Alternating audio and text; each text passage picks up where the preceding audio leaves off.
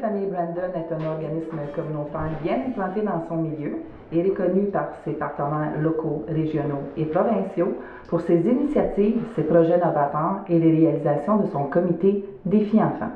Le comité Défi Enfants rassemble aujourd'hui plus d'une vingtaine de partenaires issus de 19 organisations différentes locales et régionales qui travaillent tous au même objectif, la prévention des abus, de la négligence et de toute forme de violence envers les enfants et les adolescents.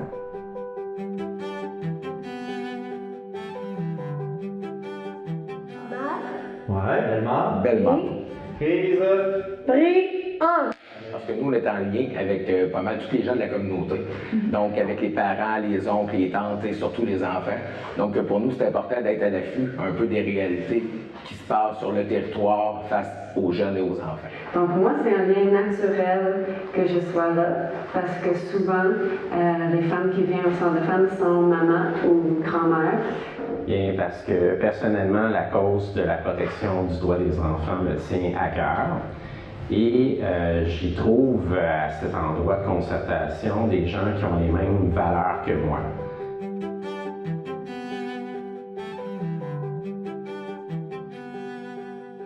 Moi, j'ai un travail sur une problématique bien spécifique qui est la toxicomanie. J'ai beaucoup de connaissances sur ce sujet-là.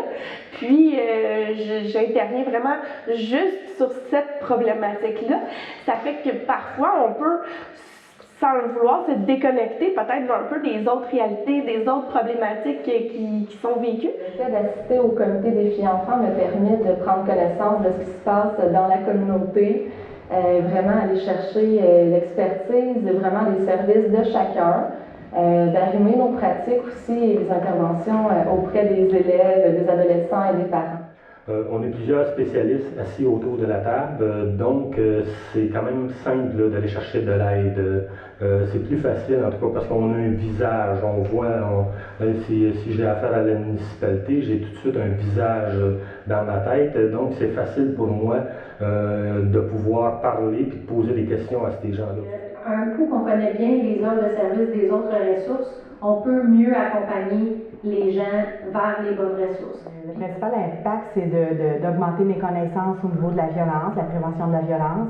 Aussi, c'est tout le partenariat avec les personnes du milieu de Brandon puis de la région, comme la Sûreté du Québec, la DPJ, les écoles, les municipalités, les autres organismes communautaires.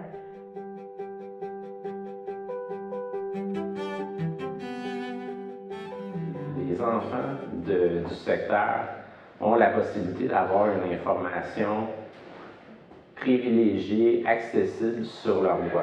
Puis ça, le droit des enfants, c'est quelque chose de vraiment important, sur lequel on n'insiste pas beaucoup, mais dans le coin ici, on ne fait pas cette erreur-là. Les actions du comité Défi Enfants leur permettent de mieux connaître leurs droits et d'être conscients en fait des droits qu'ils ont, qu'est-ce qu'ils peuvent faire, qu'est-ce qui est normal ou pas dans leur vie personnelle ou à l'école. Je dirais que les enfants, on le voit là, quand il y a des événements, sont mieux informés. Ils reconnaissent le symbole de Défi Enfants qui est la tortue. Donc, ils font vraiment un lien entre les actions, les interventions qu'on fait dans les écoles auprès d'eux ou de leur famille et le comité Défi Enfants. Ils sont plus mobilisés, ils sont plus informés de leurs droits comme personne, comme enfants. Ils ont le droit de dire non, ils ont le droit d'interagir, ils ont le droit d'agir également.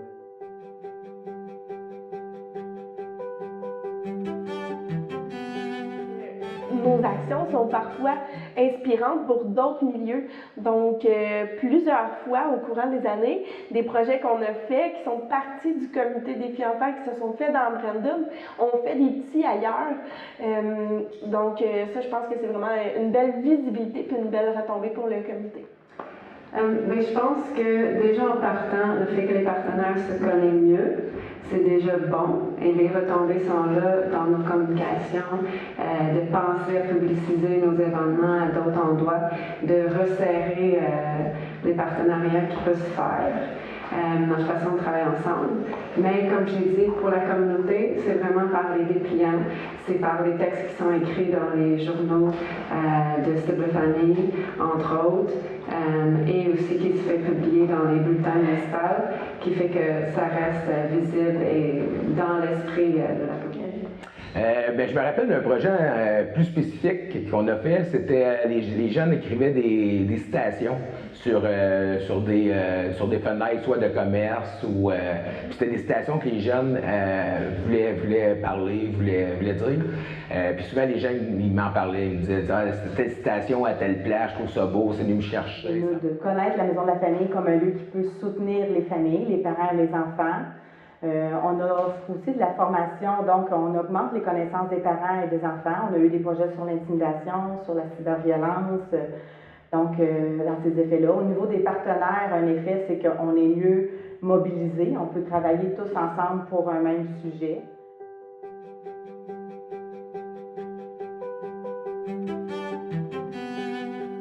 Formation qu'on s'offre à des filles et enfants, ça fait des mises à jour de nos connaissances. Donc, un peu comme je disais tantôt, ça permet de rester à l'affût des nouvelles pratiques et des nouvelles orientations pour mieux aider les gens.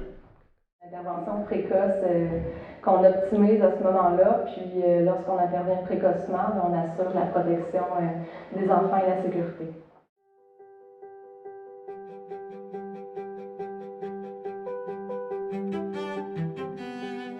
Souvent, on est en contact avec les mêmes personnes, les mêmes familles, les mêmes jeunes. Donc, on est plusieurs là, à pouvoir être témoins de certaines situations. Donc, par la suite, c'est plus facile pour nous de pouvoir intervenir sur ces situations problématiques-là. Quand on apporte une problématique, la réaction se fait tout de suite en chaîne, puis ça se règle très rapidement.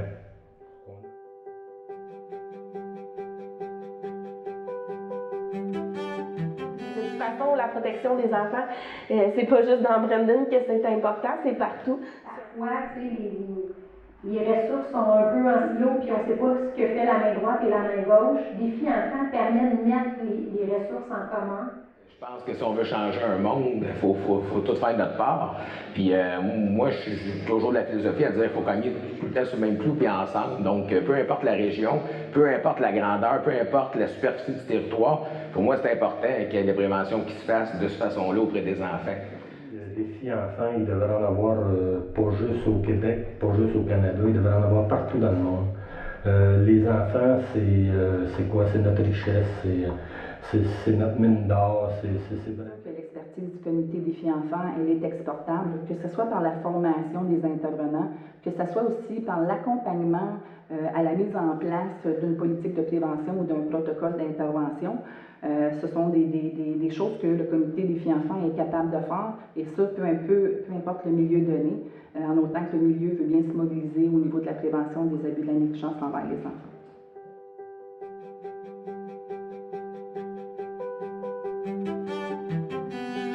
La Journée nationale de l'enfant est un événement qui est vraiment annuel, je pense qu'on n'a jamais manqué une année. En général, on a vu des familles aller prendre des marches dans le village pour trouver la phrase de leur enfant. Lire celle des autres, être émerveillé avant de rentrer à la pharmacie parce que tu viens de lire la citation d'un enfant. Un des projets que moi j'ai beaucoup aimé était la mosaïque qu'on a fait. Donc chaque membre du comité des filles enfants a eu à peindre un morceau d'une mosaïque en forme de tortue. Le résultat était magnifique. Le projet J'ai la permission. Comment ça a commencé, c'est qu'à des filles enfants, on a parlé de l'intimidation envers les jeunes et tout ça, et on s'est dit, ben les enfants ont le droit d'être différents et de ne pas être achalés, intimidés sur ça. Au comité, il y avait une personne qui connaissait un artiste, l'artiste Valade. Et Valade, après avoir pris connaissance de notre projet, a bien accepté de nous prêter sa chanson qui était J'ai la permission. Donc, sur la trame sonore de sa chanson avec les paroles, nous, on est allés dans les écoles et on a fait une réflexion avec les jeunes sur c'est quoi, toi, que tu as le droit d'avoir comme permission. Les jeunes parlaient de toutes sortes de choses. Il y a eu des marches anciennement, là, les années antérieures, où les enfants participaient à grand nombre, que ce soit l'école des grands-pères, que ce soit les jeunes de l'école Bermond également. Et c'est vraiment mobilisateur. Le projet Courtepointe qui était réalisé par des enfants, eux ont assemblé chacun des petits carrés qui étaient rassemblés pour faire une courtepointe. Ils sont toujours exposés, ces courtepointes-là, au CLSC, à l'Hôtel de Ville, dans la salle du Conseil. Les projets d'action communautaire, donc c'est des projets qui sont menés avec la population, l'ensemble du milieu, que ce soit les enfants, les parents, les grands-parents. C'est quelque chose qui est porteur. Vous savez, ça serait facile de dire que dans un milieu donné, il y a des situations d'abus de négligence. Au niveau du comité des filles-enfants, on a décidé de tabler plus sur une approche positive. Donc, pour le milieu, c'est plus, ici dans Brandon, il y a une communauté bienveillante et engagée dans la protection et le développement des enfants, et ça fait toute la différence. Bravo! J'ai-tu le droit de faire ça, de couper comme ça en plein milieu? Oui? OK. Merci.